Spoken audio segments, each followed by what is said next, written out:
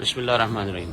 ये मस्जिद अक्सा शरीफ की मेन एंट्रेंस है और उसी के बिल्कुल साथ ये सीढ़ियाँ नीचे जाती हैं जो मस्जिद अक्सा शरीफ का कदीमी हिस्सा है। आइए उसकी ज़ियारत आपको करवाते हैं जहाँ मेहराब ज़करिया है, मुख्तलिफ बरकत वाले ये मकाम है।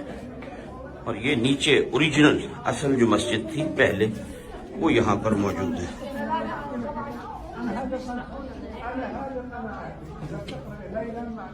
तो ये आप देखें कितनी सीढ़ियाँ नीचे उतरकर यहाँ से जाना पड़ता है।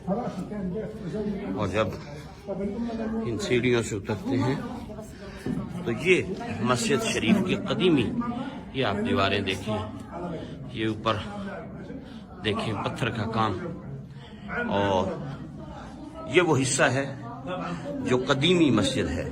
अब जो मस्जिद इसके ऊपर है वो न्यू उसकी तामीर है, लेकिन वो भी काफ़ी पुरानी है। बहरहाल ये वो मस्जिद शरीफ है, बरकत वाली मकाम है, जगह है। हाँ जी, हाँ, जमात होती है यहाँ बाकायदा।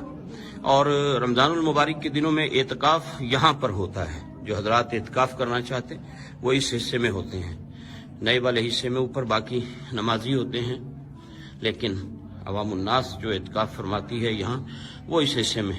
और ये माशाल्लाह नीचे है, और अभी इससे भी और हम नीचे जाएंगे, उससे आपको अंदाज़ा होगा कि असल मस्जिद कितने नीचे मकाम पर मौजूद है।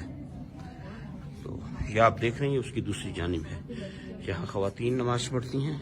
ये अभी सीढ़ियाँ हम और कितनी यहाँ नीचे उतरेंगे। तो ये काफ़ी डीप है।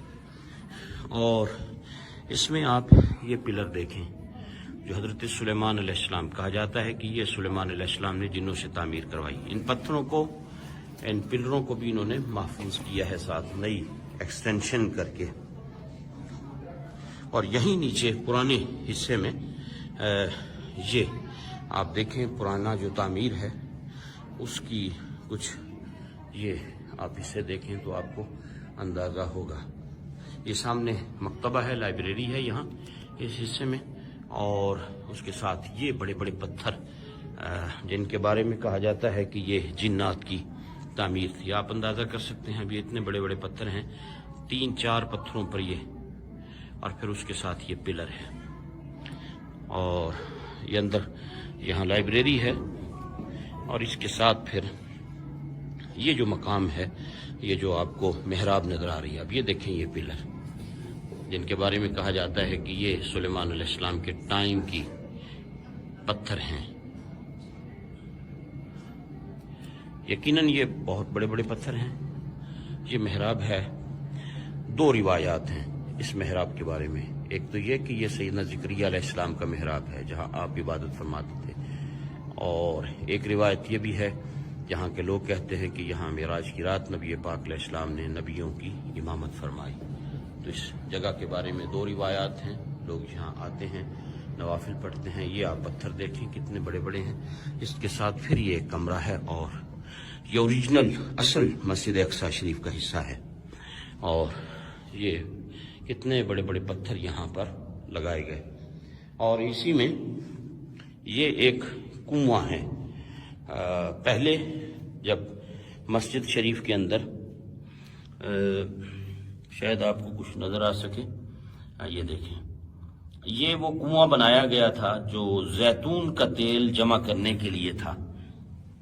जब मस्जिद में जैतून के चिराग जला करते थे तो ये कुआं यहाँ बनाया गया था। लोग डोनेट करते थे, जब आते साथ कुछ न कुछ जैतून का तेल लाते, ओलिव ऑयल लाते, यहाँ डोनेट कर देते जो मस्जिद के चिरागों में इस्तेमाल होता।